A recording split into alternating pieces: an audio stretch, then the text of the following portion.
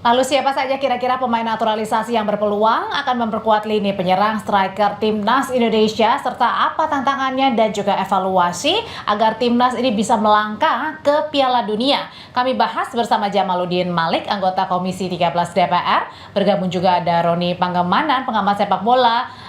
Bang Ropan, selamat malam. Mas Jamal, selamat malam. Selamat malam. Halo, selamat malam, Pak. Mas Jamal, saya mau nanya ke Mas Jamal dulu nih. Jadi pada saat rapat bersama dengan PSSI soal pembahasan naturalisasi, kira-kira sudah ada lagi nggak sih kandidat terkuat yang akan dinaturalisasi nih untuk memperkuat timnas kita, Mas Jamal? Saya rasa kita punya Ole ya. Ole Romeni ini adalah pemain striker yang cukup mumpuni dan bisa menjadi harapan timnas dalam waktu dekat. Dalam waktu dekat saya bilang ya. Kalau jangka panjang PSSI bisa cari. Tidak harus di Belanda. Banyak kan keturunan Indonesia ada di negara-negara lain. Siapa tahu ada yang dari Italia atau Brasil, kan kita nggak tahu juga. Selama ini kan fokusnya baru di Belanda kan gitu. Ya, yang paling dekat dan realistis adalah Mas Ole ini.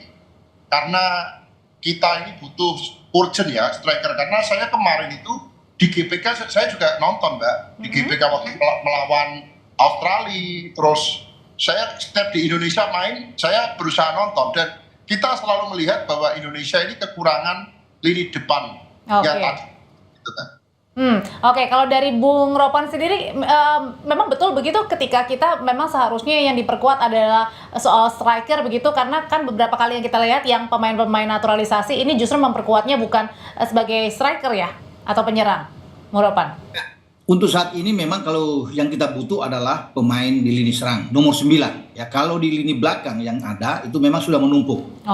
Udah cukup, lebih dari cukup ya? Sudah lebih dari cukup, apalagi kan sudah ada Mes Hilgers masuk ya, dari Twente dan terakhir nantinya dengan Kevin Dix yang sudah disetujui oleh DPR RI kemarin Komisi 10 dan Komisi 13. Jadi saya pikir oke di belakang ya. Cuma memang di depan ini bermasalah karena kita hanya mengandalkan Rafael Struijk. Padahal Rafael Struijk ini adalah tipikal pemain yang lebih melebar, main di flank, bukan sebagai pemain penyerang murni ya atau pemain nomor 9. Ada Ragnar Oratmangun juga pemain di flank, pemain lebih ke sisi sayap. Jadi memang itulah kita butuh sama sekali, tapi kan tidak mudah untuk mendapatkan pemain ini. Harus ada pembicaraan yang serius yang bisa dihemat, bagaimana juga mereka bisa yakin sebisa mungkin dihemat untuk kita. Itu yang menjadi kesulitan dari PSSI untuk meyakinkan pemain itu. Dan sudah ada beberapa memang yang dikontak oleh Romeni, salah satu tapi masih dipertimbangkan, Mauro Silstra ya, masih muda 19 tahun dari Volendam U21 ini, sudah bahkan surat-suratnya sudah sampai ke PSSI, masih terus digodok dan dia menunggu panggilan itu. Nah sekarang tergantung dari PSSI sendiri untuk bisa mendatangkan pemain, karena memang perlu sekali. Kita di putaran ketiga, ini putaran yang krusial buat kita, itu baru mencetak 4 gol, kemasukan 5 gol. Jadi memang betapa sulitnya itu di depan ya kita untuk. Apalagi dalam waktu dekat juga akan melawan Jepang nih ya, nggak main-main nih lawannya, Bung. Betul, ya kita punya Jepang punya lini pertahanan yang sangat kuat. 19 pemain mereka bermain di Eropa, yang bermain di kelas atas. Jadi ini membuat kita memang bisa aja agak repot, sulit.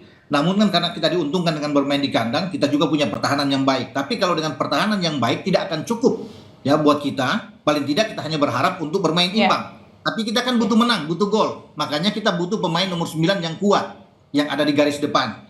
Ya, sementara itu belum ada, Mbak. Sementara ini kita memanfaatkan yang ada aja dengan Rafael dan Ragnar.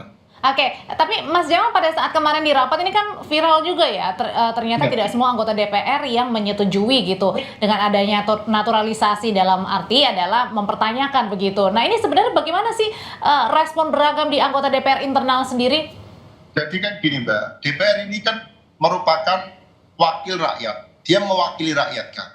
Seperti hanya masyarakat di dalam survei ya, itu indikator politik itu 71,5% warga Indonesia yang menyetujui terhadap naturalisasi, dan di situ ada 13,5%. Jadi begitupun juga wakil rakyat, mereka adalah representasi dari rakyat yang diwakili kan gitu. Nah kalau rakyat 100% setuju semua, berarti kan tidak mewakili pendapat masyarakat. Kan masyarakat ada yang setuju, ada yang tidak, jadi itu wajar. Tapi kalau saya pribadi, karena saya ini supporter bola sejak zaman SD, saya itu suka sekali nonton sepak bola Pak, sampai Oh, udah kemana-mana itu kita datang ya kalau ada sepak bola karena bola. Di situ kita melihat ya banyak sekali kayak pemain timnas Prancis ya. Kalau tidak ada naturalisasi ya, itu nggak mungkin ya Mbappe main di Prancis, betul nggak Pak pengamat?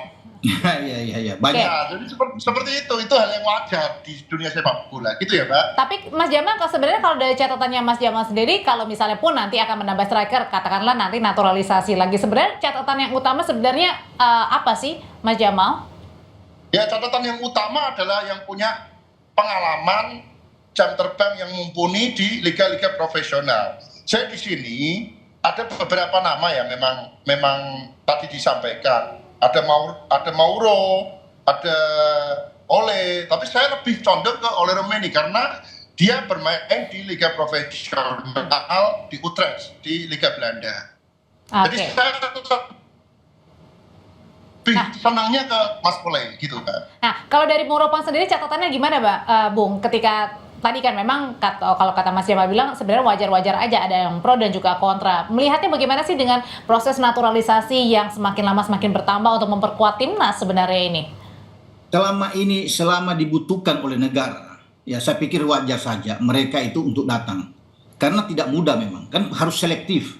Yang hanya punya garis keturunan, punya darah Indonesia, yang berhak untuk bisa memperkuat. Jadi tidak sembarangan mengambil ini. Jadi saya pikir mereka juga punya hak untuk bisa membela. Meski bukan berarti melupakan juga ya pemain dalam negeri kita ya? Ya sebenarnya tidak juga ya, pembinaan itu harus berjalan terus. Tapi untuk saat ini, apalagi kan STY sudah bilang bahwa untuk bisa mengangkat ya prestasi Indonesia ke level yang lebih tinggi, bukan lagi bicara di Asia Tenggara, tapi di Asia, bahkan di dunia, dia perlu pemain-pemain yang matang. Pemain-pemain grade A yang bermain di luar. Dan itu kan terlihat.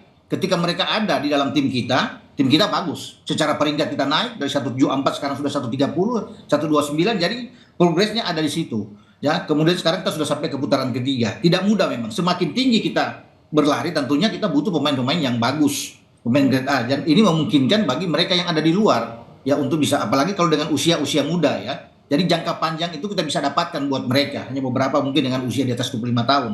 Tapi rata-rata kan itu di bawah 25 bagus buat saya. Jadi kita perlu, kalau bicara naturalisasi, kita perlu sekali untuk bisa berada dalam tim ini. Karena kita memang membutuhkan itu. Gitu, Oke, yang paling diperlukan sekarang adalah memperbanyak posisi striker ya Mas Jamal. Tapi kemudian ketika kemarin berbicara dengan PSSI, sebenarnya ada nggak sih tantangan untuk mengisi posisi striker, terutama misalnya dari naturalisasi ini? Ini buat saya ya pertanyaannya ya. Jadi tantangan itu memang sangat besar. Tapi kita kan punya ketua PSSI yang punya jam terbang yang mumpuni di bidang sepak bola, kan pernah menjadi pemilik Inter Milan juga. Saya rasa Pak Erick Thohir itu punya channel-channel yang luar biasa di luar sana. Saya yakin itu. Channel beliau di luar sana, beliau pasti sudah mengantongi beberapa nama yang mungkin belum dipublis ke masyarakat. Nah, waktu saya rapat, saya menyampaikan itu supaya apa? Supaya Pak Erick Thohir lebih gaspol untuk mencari striker gacor. Kenapa? Kita ini dalam waktu dekat ini sudah apa ya? Peringkat kita ini kita lihat ya. Peringkat kita itu wah sudah berbahaya ya. Kita harus benar-benar gerak cepat supaya kita mengamankan tiket ke Piala Dunia. Kalau kita masuk ke Piala Dunia, kita bisa bayangkan betapa bahagianya masyarakat Indonesia. Ya, mungkin saja bisa jadi hari libur nasional. Bisa jadi. Oke. Itu ya, Pak ya. Bung Ropan, kalau dalam menghadapi ini kan tanggal 15 ya kalau tidak salah ya, melawan Jepang ya. Nah, ini ada kemungkinan untuk pemain baru bertambah atau nampaknya sudah tidak akan mungkin nih untuk sementara waktu saja? Yang diupayakan adalah Kevin Dix ya, semoga dia tersedia. Kalau memang besok diambil sumpah di Copenhagen ya mungkin bisa tersedia, tapi seperti yang dikatakan oleh Pak Yunus Nusi, Sekjen PSSI, yang paling bagus buat dia adalah bermain melawan Arab Saudi itu pada tanggal 19 November ya, kalau terlewatkan tidak tersedia melawan Jepang. Jadi ya itu dia, kita berharap memang dia bermain dua-dua ya, baik Jepang lawan Arab Saudi. Tapi kalau dengan Arab Saudi untuk melakukan debut dia di GBK, saya pikir sudah oke. Ini dua pertandingan yang krusial di bulan November. Tidak boleh kehilangan angka sama sekali. Kalau kita kalah 2 kali dari Jepang dan Arab Saudi, ya selesai kita. Sulit untuk kita maju ke babak berikutnya. Untuk masuk ke peringkat keempat agak berat, memang sulit. Terputus. Jadi kita harus bisa paling tidak melawan Jepang draw dan mengambil 3 poin melawan Arab Saudi. Nah, tapi ini gimana Gimana nih caranya? Karena kan strikernya juga pas-pasan begitu, tidak terlalu banyak, Bung Ya, Ropan. memang dia harus melihat STY pasti tahu yang ada dimaksimalkan ya ada sekarang Rafael yang ada di depan, kemudian ada Ragnar, ada Eliano Reinders yang kemudian dipanggil lagi, ya itu harus dimanfaatkan. Jangan lagi dia tidak dimainkan seperti lawan Cina. Jadi kalau tiga ini dimainkan kan masih ada juga untuk super sub main di babak kedua, ada Dimas misalnya akan bermain, bukan Dimas, maksudnya ada Hoki Caraka ya, ada Ramadan Sananta yang dipanggil lagi. Jadi saya pikir itu yang tersedia saat ini, tidak ada yang lain. Sambil kalau kita bisa mendapatkan poin melawan Jepang itu kan bagus, walaupun terbilang ini berat ya, sulit melawan Jepang, tapi dalam sepak bola tidak ada yang tidak mungkin. Nah, kalau untuk kiper, Ya, untuk kiper Bung Ropan. kiper saya pikir kalau bicara kiper oke ya, kita harus bersyukur kita punya Martin Paes, bahkan mungkin rencana malam ini sudah tiba. Karena kan Liga di Amerika sudah istirahat sejak tanggal 20 kemarin ya. Jadi kita punya kiper yang kuat seperti Martin Paes ini, punya pertahanan yang baik dengan seorang Jai Itses ya, walaupun mungkin Mads Hilgers masih 50-50, tapi kita masih Rizky Ridho, ada Jordi Amat, ada Justin Hubner. Jadi kuat kalau bisa bicara dengan kiper kan. Ada Muhammad Riani yang juga dipanggil ya setelah Hernando cedera. Saya pikir ini oke ya. Oke, Bung Ropan terima kasih untuk ulasannya. Mas Jamal terima kasih juga untuk ulasannya malam hari di Sapa Indonesia Malam soal naturalisasi pemain timnas Indonesia.